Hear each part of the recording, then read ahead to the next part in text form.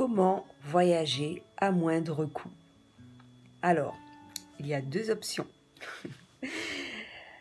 S'organiser à l'avance, vraiment à l'avance, en faisant des économies, bien sûr, chose que je faisais il y a 10-12 ans de cela.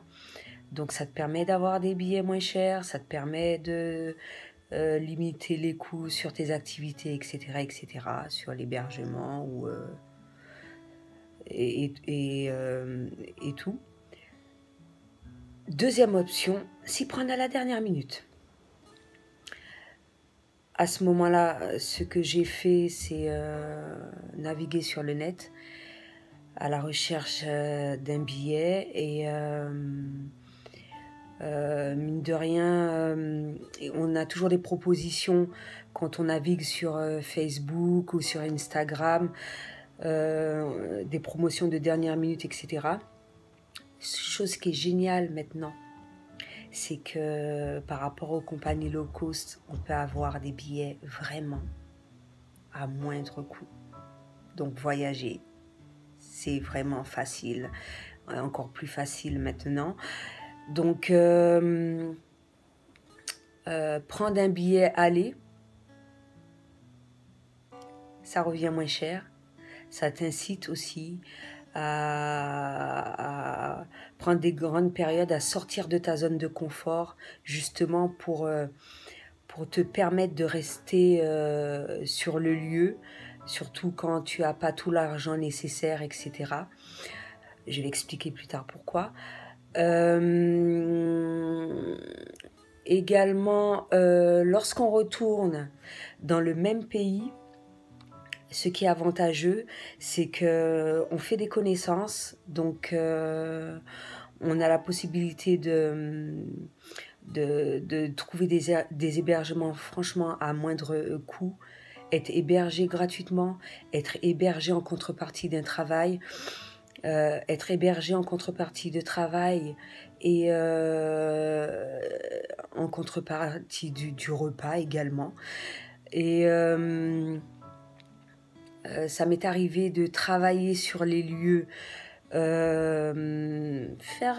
des choses simples, hein, des choses qui sont à notre portée, ce qu'on sait faire.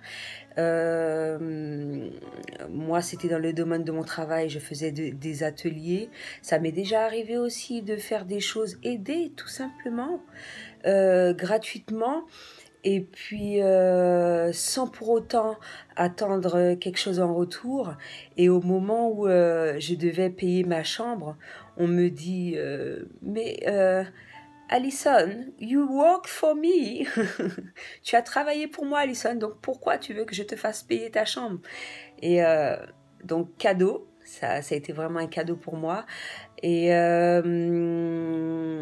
donc voilà, hein, faisant des connaissances, donc ils vont nous diriger vers des endroits où des restaurants qui coûtent pas cher, ou vers des personnes qu'ils connaissent, donc les prix vont revenir moins cher. Donc faire connaissance, hein, de pas mal de personnes, ça revient moins cher aussi. Ça m'est déjà arrivé de voyager sur le même territoire. Donc à ce moment-là, j'ai utilisé ma tente. Tout simplement, ça revient vraiment moins cher que de prendre une chambre à l'hôtel.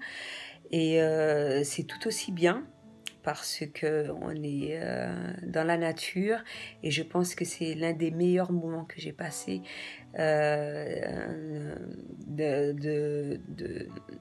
de dormir dans ma tente tout simplement, et près de la nature et tout ce qui s'ensuit.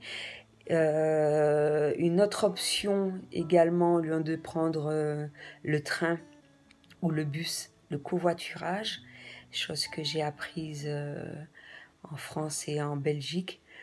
Il y a possibilité de voyager en contrepartie, partager les dépenses avec les personnes qui sont véhiculées. Ou sinon, si on est sur le même trajet également, la personne peut tout simplement faire le voyage avec vous gratuitement. Alors, en Belgique, ce qui s'est fait, c'est que j'ai tout simplement fait du bénévolat. Voilà. Donc, j'ai travaillé en contrepartie de ma chambre et également de mon repas. Donc, voilà, en gros, comment voyager à moindre coût. C'est tout ce que j'avais à dire pour aujourd'hui. À bientôt.